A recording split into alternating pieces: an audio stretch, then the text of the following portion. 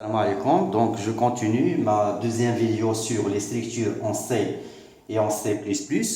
Donc, on a montré dans la première vidéo comment peut-on personnaliser une structure décrivant un objet physique tel qu'un client connu par son code. Donc, on a supposé que le code est un entier, un nom de type chaîne, un numéro de téléphone de type chaîne et un chiffre d'affaires de type réel. On a vu comment peut-on déclarer à partir de notre structure une variable de type client. Donc, c'est à ce moment-là qu'un espace mémoire soit réservé, une autre variable soit réservée comme suit. Donc, un code, un nom, un numéro de téléphone et un chiffre d'affaires. On peut de même déclarer des tableaux de structure, c'est-à-dire par exemple un tableau dénommé TC composé de 100 éléments, donc de type client, c'est-à-dire capable de stocker 100 éléments en mémoire.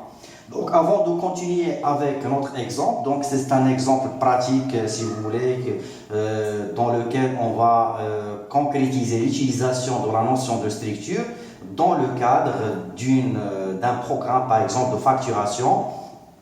Faisons intervenir donc si vous voulez, deux notions, la notion de client et la notion de facture. Donc, je peux présenter maintenant la relation qu'on peut imaginer donc, entre ces trois, si vous voulez, concepts, ou bien ces deux concepts. Donc, on a le concept de client, le concept de facture. Donc, chaque client est connu par son code, nom, son numéro de téléphone et son chiffre d'affaires. Une facture, elle aussi, elle est connue par son numéro, par un numéro, par sa date, qui sera composée en 3 entiers, jour, mois, année, par son montant et par le client auquel on va donc octroyer ou bien on va donner cette facture. Donc, je vais isoler donc une notion de la notion de facture, donc la notion de date, qu'on va décrire avec 3 attributs, donc jour, mois et année, donc 3 entiers. La notion de client, donc on va la décrire avec un code, un nom, un numéro de téléphone et un chiffre d'affaires. Une facture est connue par son numéro, donc un entier décrivant le numéro de facture par exemple, par sa date, par son montant et quatrièmement donc par le client auquel sera donnée donc cette facture. Alors, les relations réelles existantes entre ces trois notions sont les suivantes. Donc, un client peut recevoir à chaque achat une facture. Chaque client donc sera lié en fin de compte par une ou bien par plusieurs factures, mais chaque facture sera liée en fin de compte avec un seul client. Donc, on ne peut pas donner donc, la même facture à plus qu'un seul client. Une facture est connue, chaque facture sera connue par sa date, mais une date peut être donc la date, une date peut être la date de une ou bien de plusieurs factures. Alors, comment peut-on représenter virtuellement au niveau de nos 3 structures, comment peut-on représenter ces deux relations, donc la relation client-facture et la relation facture-date. Donc, on peut créer soit 3 structures, structure client, structure facture, structure date, et lier donc dans chaque structure. Donc, on va concrétiser la première relation, la relation client-facture, par l'ajout d'un attribut de type client,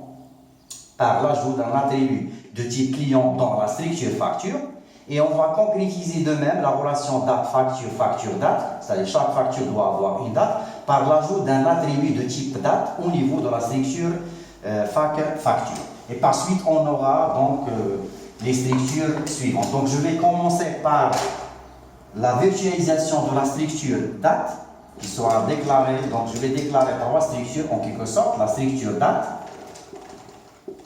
connue donc par les attributs suivants, donc un entier pour le jour, un entier pour le mois et un troisième entier pour l'année.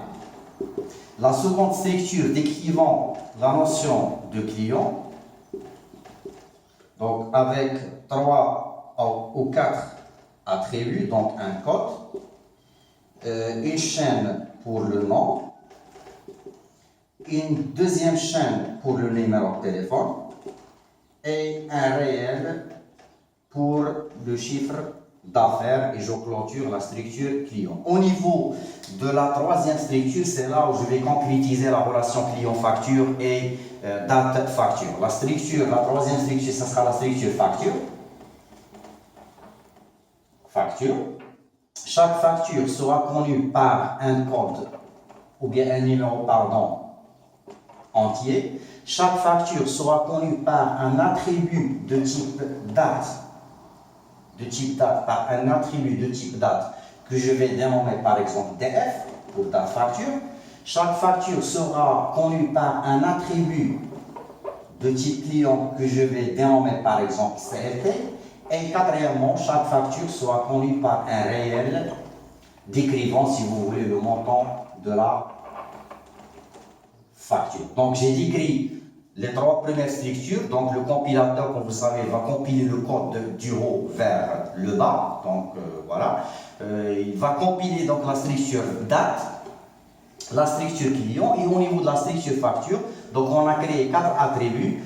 2 attributs si vous voulez simples, le numéro de facture et le montant, et 2 attributs structurés, donc le premier ou le second de type date. Par suite, l'attribut DF sera composé de J, M et A. L'attribut client structuré de type client et par suite l'attribut CLT sera composé de 4 attributs, respectivement le code, le nom, le numéro de téléphone et le chiffre d'affaires. Donc à la troisième vidéo, Inch'Allah.